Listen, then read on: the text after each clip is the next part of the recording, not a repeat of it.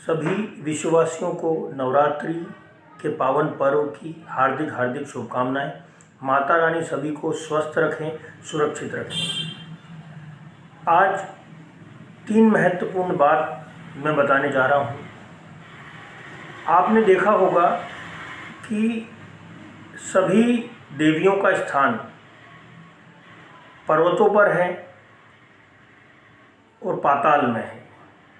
जैसे हर देवी का स्थान आपको पर्वतों में मिलेगा, कोई पाताल में है, जैसे पाताल भैरवी।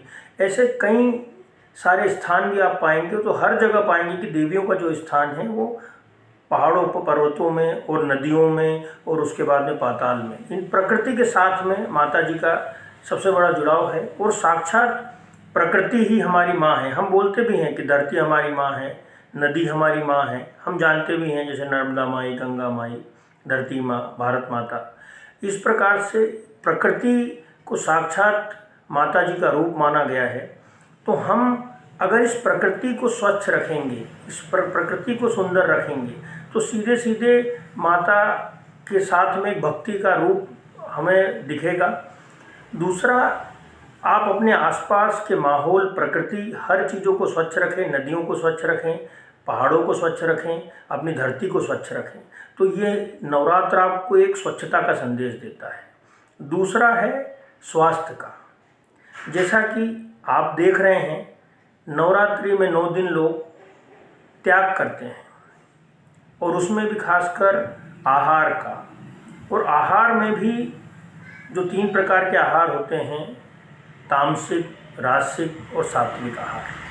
तो इन 9 दिनों में व्यक्ति सात्विक आहार का ही ग्रहण करता है, जिससे उसका शरीर स्वस्थ रह सके, उसको बीमारी और रोगों से मुक्ति मिल सके और आगे भी धीरे धीरे वो अपने इस कार्य को चलन में ला करके शरीर को स्वस्थ रख सकता है।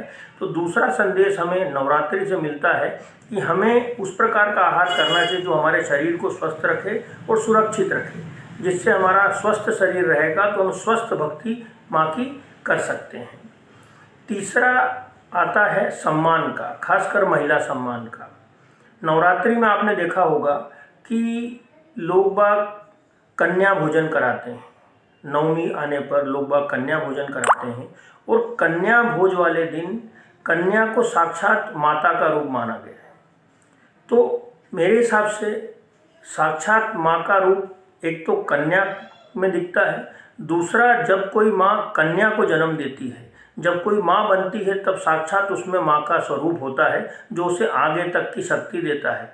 तो महिला सम्मान करना बहुत आवश्यक है। बच्चियों को और इन सब चीज़ों को एक माता के रूप में देख कर के उनको भी आगे बढ़ाना है और आगे पीछे उनका सम्मान करना है। तो ये 3 प्रकार के जो संदेश हैं वो आज की नवरात्रि से आपको मिलेंगे।